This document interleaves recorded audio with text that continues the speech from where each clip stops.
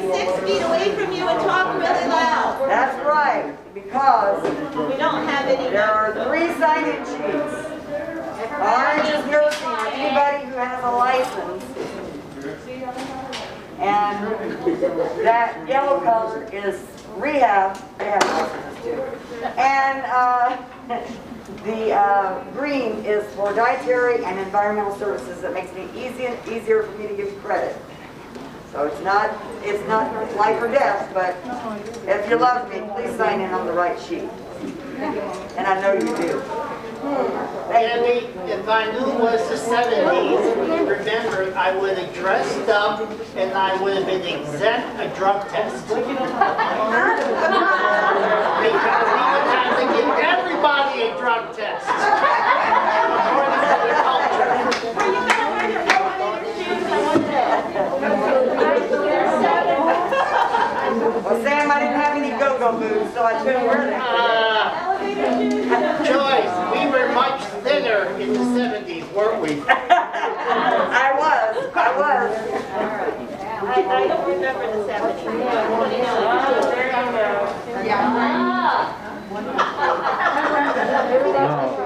Insurance next week. Okay, all right. The CDC has put out these lovely videos. They're beautiful.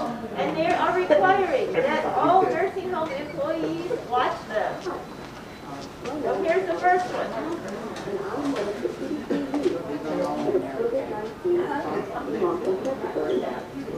Today, we are going to talk about how clean hands combat COVID-19 and discuss some key points for understanding the role of hand hygiene in COVID-19 prevention.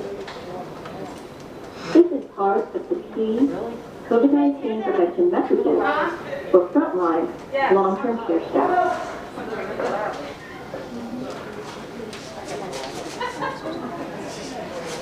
The residents who care for in nursing homes and assisted living facilities are the most vulnerable to COVID-19 infection.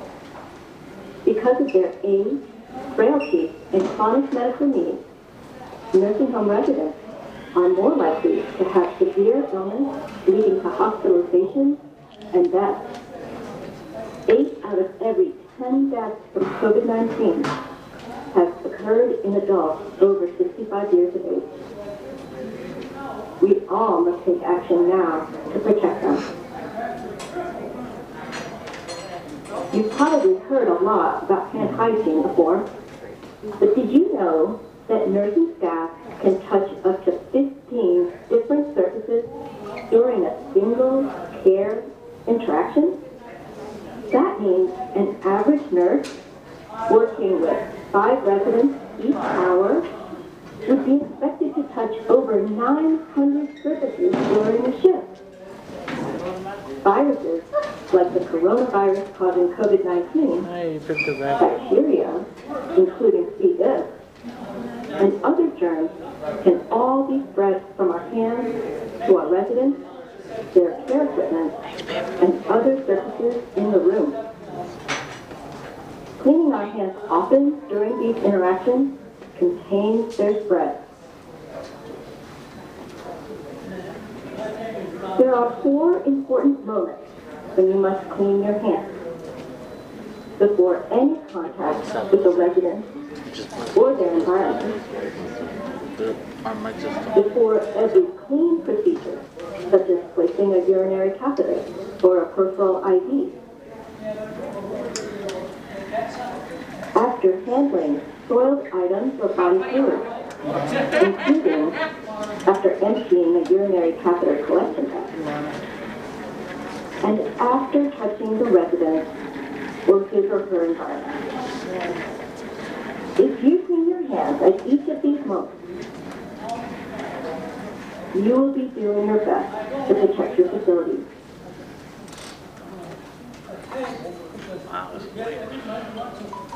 You've probably had many in-services about hand hygiene techniques, but did you know that alcohol-based hand sanitizers are preferred by the CDC for most hand hygiene opportunities? Hand washing is recommended when hands are visibly dirty or contaminated, such as after caring for residents with infectious causes of diarrhea, like norovirus, or C. vis.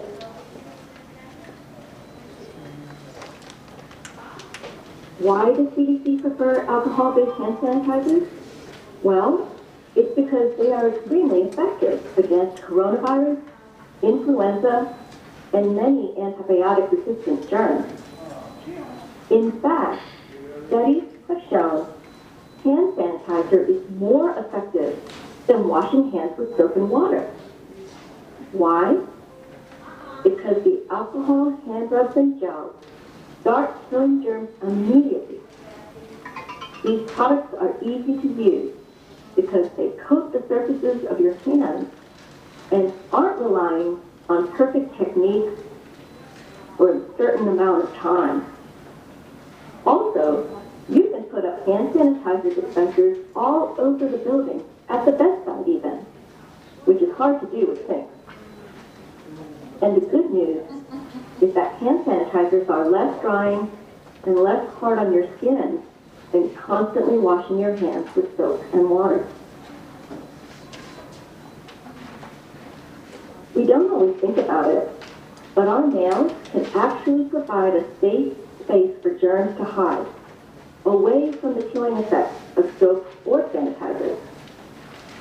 Although we all enjoy pampering our hands with manicures, people taking care of residents should really avoid artificial nails and keep their natural nails trimmed.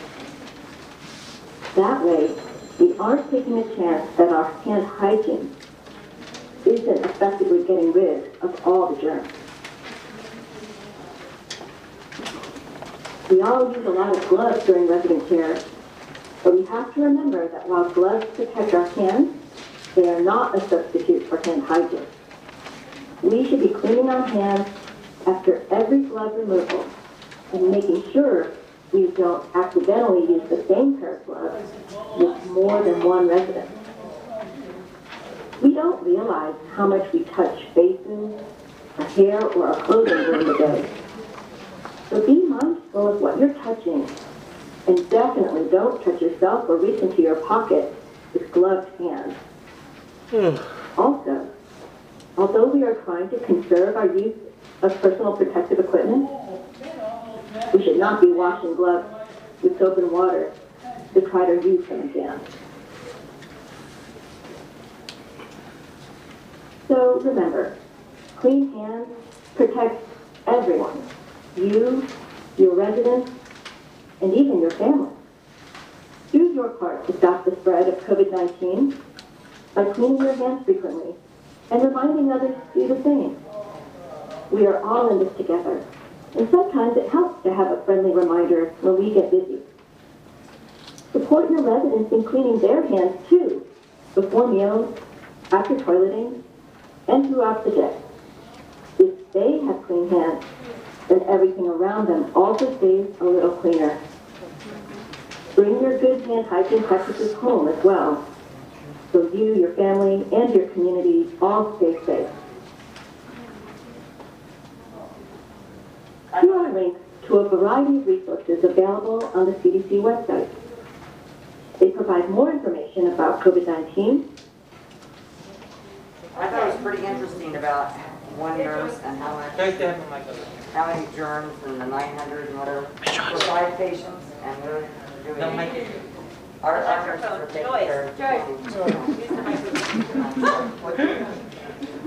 I just thought it was pretty interesting. Hello. I thought it was pretty interesting that what they said about one nurse and 5 patients and how much contact and how many germs.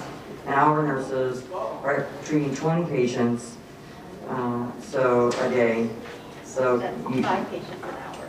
Yeah, well, 5 patients an hour, but still, They said an hour. yeah. But they're doing 20. So how many? Yeah, they're probably seeing them more than 5 patients an hour. Yeah, that's pretty interesting. So what differences did we learn? What's something kind of new that CDC is pushing now? Same here. Hand Sanitizer. Wash sanitizer, right? Hand sanitizer. Can you hear me? Barely. Can you hear me now? Can you hear me now? No? Switch to Verizon. Switch to Verizon. All right. Just turn it up. Now, these are available, these videos are available, they're on YouTube, and you go to the CDC website, or you can actually subscribe to CDC for their new videos. You can stay up to date, you know, if anybody wants to do that. It's kind of interesting right now.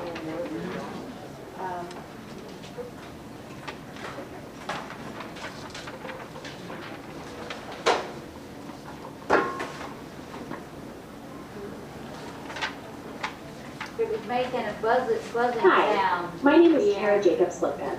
I'm a medical officer and part of the Making a buzzing CDC sound. COVID-19 response in long-term care. The cable's probably bad here. Today we're going to talk about closely monitoring residents for COVID-19 and the importance of recognizing new or worsening infections quickly and taking action. This is part of the key COVID-19 prevention messages for frontline long-term care staff. You know your residents best. Noticing even small changes in their appearance or their behavior that may indicate a new COVID-19 infection, or an infection that is quickly getting worse, alerting your charge nurse, medical director, or supervisor could prevent many people from getting sick or a resident from dying. The main way that the virus causing COVID-19 spreads is person to person. What this means is that the virus can spread between people who are in close contact with one another. Usually that means less than about 6 feet apart, through respiratory droplets when a person infected with the virus coughs, sneezes, or talks. These droplets can land in the mouth or nose of people who are nearby, or may be inhaled into their lungs.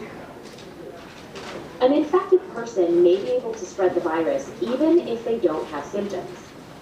It may be possible to get COVID by touching surfaces or objects that the virus is on, such as a resident's bed or bedside table, or things like doorknobs and blood pressure machines, and then touching your mouth, nose, or eyes. Make sure that you clean your hands frequently and clean and disinfect the environment.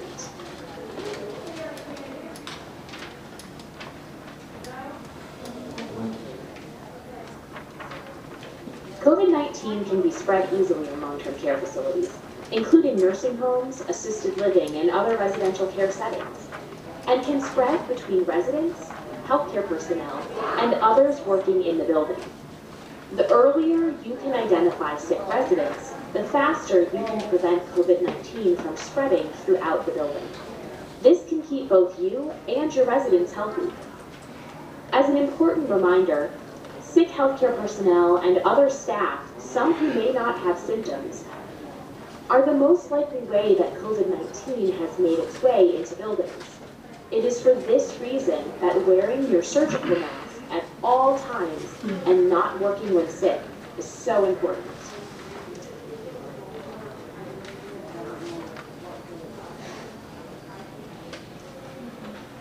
If COVID-19 is not recognized early, and even one person in a long-term care facility, they can easily spread the virus to other residents or staff in the building. Residents live in a close environment, are older, and may have chronic medical conditions, putting them at high risk of getting COVID-19. If not recognized early, healthcare personnel and other staff or visitors in the building could get sick. Each person with COVID-19 can go on to spread the virus to more people within the building, who can then go on to spread the virus to others, both within the building or even in other buildings where they work.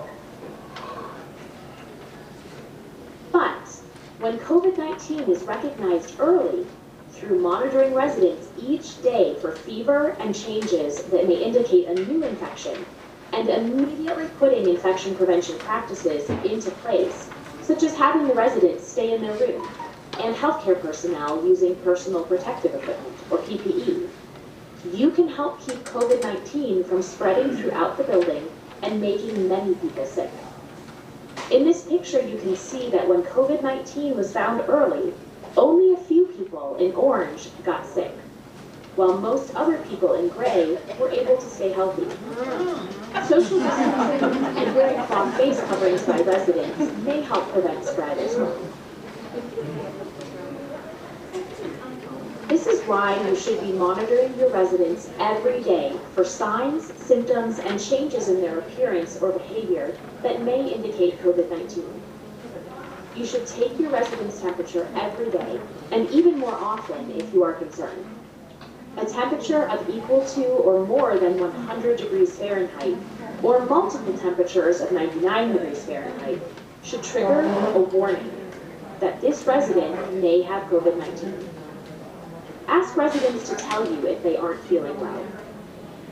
And monitor them every day and throughout the day for symptoms such as new or different cough, sore throat, shortness of breath, or muscle aches.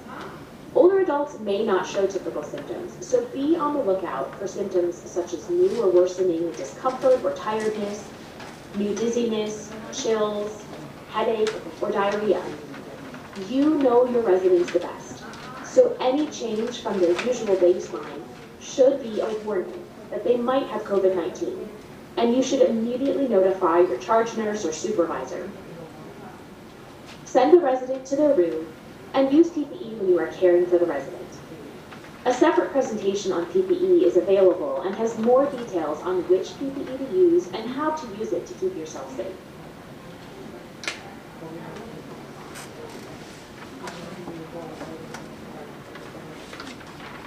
You have an important role to identify sick residents early by monitoring them closely in order to help keep residents and staff healthy.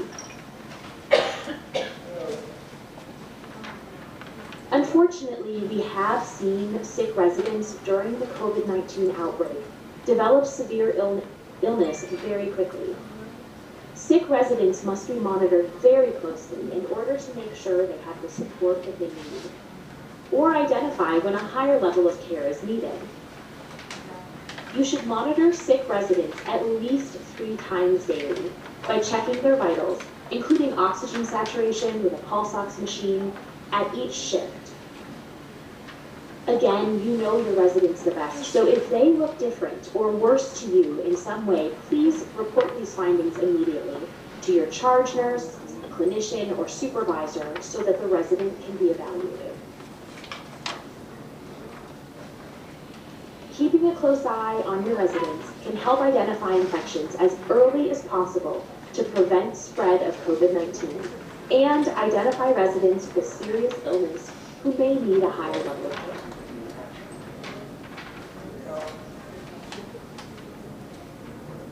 Okay, so anything new in that video? Yes. I was looking on the internet, and they even said if anybody loses the smell for food or they don't eat, That's true. that could be, you know, it didn't say it in here, but it said that could be the beginning. Loss of taste or smell is one of the very early signs. The loss of taste or smell. So. Okay, so we're going to show more of these at a later date. I'm going to talk about a few other things that we have going on. We are going to be testing all patients tomorrow who do not currently have a COVID-19 status test. We were waiting for the National Guard to come in and test us. They've tested about 300 facilities so far. There's about 865 facilities in the state of Florida. So I think it's going to be a while before they get to us. So we're going to go ahead and test those that we do not know their COVID-19 status. Don't be alarmed. There's just going to be, we're going to test all of them. It's not because we do not think anybody here has COVID-19. Nobody currently has any signs or symptoms, but this is a precautionary measure. Of course, if we do find somebody who has COVID-19, we have a plan in place that we will put them in a room off this entrance over here. We will wall off the air conditioners for that room. I'm so sorry. So they will, we have permission from the fire marshal so that the exit can be through the windows. And the people who take care of those patients will be given hazard pay, elevated pay, and they will do nothing but take care of a patient or any patients that we happen to come across that should become positive. That is our plan. They will come in the side door, go out the side door, will be able to use the spa to shower and change clothes before they leave to go home to their families. Okay? So that is our plan. And we've seen this with other facilities who have had COVID-19 patients in place, and it has worked well for them. They've been able to contain it. Also, Hero Pay Distribution Meeting is at 1 o'clock on Monday. Cookie is heading up this committee. We want a representation from all departments, and part-time, full-time. Meet with Cookie at 1 p.m. in the multi-purpose room. If we need a bigger space, we'll provide it. Okay? But meet with Cookie at 1 p.m. in the multi-purpose room. When you guys decide on a definite distribution, how we're going to do it, then we will proceed with distributing the money. Next week also, I believe Amanda has passed out benefits. I passed out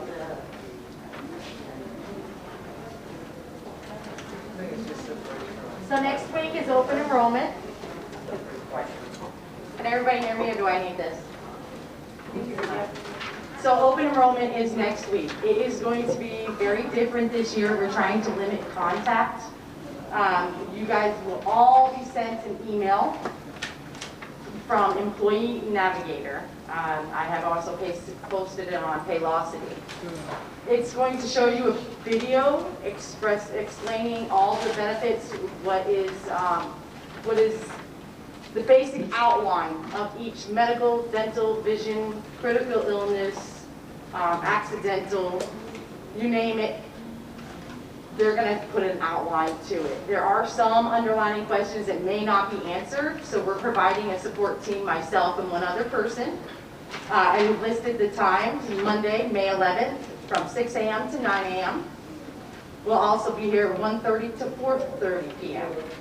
Tuesday, May 12th, we'll have 6 to 9 a.m., 1:30 to 4:30 p.m., and then we'll be here from 10 p.m. to midnight. On Wednesday, May 13th, we'll be here from 10 to midnight. We may do also an additional day. We're trying to capture 100% of our employees. We don't want anybody to miss out on benefits that they are entitled to. If you have any questions, that's what the support team's for. If you have trouble logging into Employee Navigator for any reason, that is what the support team is for. Yes, Sam? If some of us, like myself, have Medicare, we just have to sign off. Yeah, you just have to say, if you do not want benefits, say you carry benefits outside the facility or just do not want the benefits at all, you still have to sign in and decline the benefits. It takes 5 minutes. This will prove that we offered them to you, and it will also educate you on anything that you may need to know. So please make best efforts to sign in and decline benefits. If you have current benefits, there are changes this year. We cannot roll over what you currently have to the new benefit system. So it's very important. If you'd like to keep your benefits, you also have to go on and elect the benefits that you'd like to stay with or pick up or drop. We cannot do that for you. We don't have the authority to make a financial decision for you. Is there any questions? Pretty. Okay. Yes. Is it the same insurance? Yes. We have Florida Blue, our vision and our dental, as well as our additional benefits such as the short-term, long-term, critical illness. Those are going to be changed to Prestige? Progressive? No, I don't know. Oh, anyway, start with P. I can't remember the name. It's Prestige. I believe it's Prestige, but it's not Progressive. They use the same networks that the other ones use. Yes. It's the same cost and a little bit better benefits, so. We couldn't pass that opportunity up. You guys are going to get better benefits for the same cost. As well as with the Colonial, we are releasing Colonial. You do not have to give up your Colonial benefit. If you want to maintain Colonial, that is okay. However, you're going to do it on a private basis. So you just we'll let Colonial know, you'll let Colonial know that you'd like to keep their benefits, and they will bill you directly just the same as you pay a phone bill or electric bill. And they will set that process up with you if that's what you'd like to carry over. Bonnie? When should we be expecting the email? You should be expecting the email hopefully by tomorrow. However, if you don't see the email, we are going to be sending a plethora of emails. So we want to remind, because it is very important that you make an election, regardless of whether you want them or not. It will also be on the community announcements. I agree with that. Okay. So it's What on the happens community if you forget your password and username? That's where the support team comes into play. You're more than welcome to come see us if you're having any trouble logging in. Yes.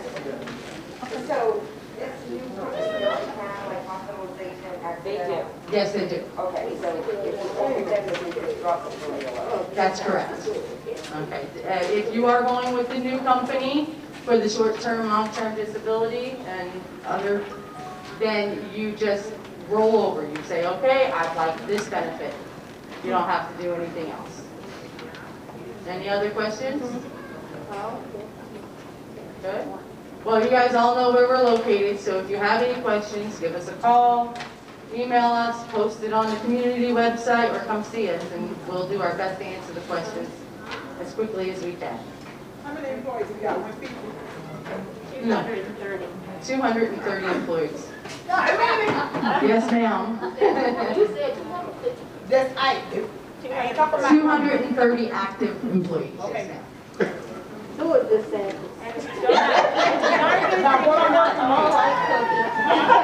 What I'm working with. What you're working with? You have $100,000. Okay. You ain't got it. I got it. It's also. You have other people in this building that have it. You share it with 229 of your closest You friends. heard what she said earlier, you wouldn't put her in charge of that. Ask her what she said. Okay, listen, this is the latest trend. Everybody listen up, this is the latest trend for Department of Health for COVID in the facility, in the state. If you notice, so it was a gradual increase. It looks like we peaked and we're coming back down. It's a nice little line coming back down here. We like that line. Florida testing is another indicator of the health of the state. We're now at 7.8%. If you, last time I believe we met, we were at 10.8%. That's come down tremendously. That's because of the increase in testing. And even with the increase in testing, we have found fewer and fewer cases. So that's a good thing too. That means that what we're doing is working. Do not stop doing what you're doing. Remember, you guys have an obligation to your patients. Don't go gathering in large groups. Don't do Nobody things. can hear you back this way. You can't hear. Well, you guys need to move over here. Come on. Come on here, ladies. You said social distancing, so everybody's.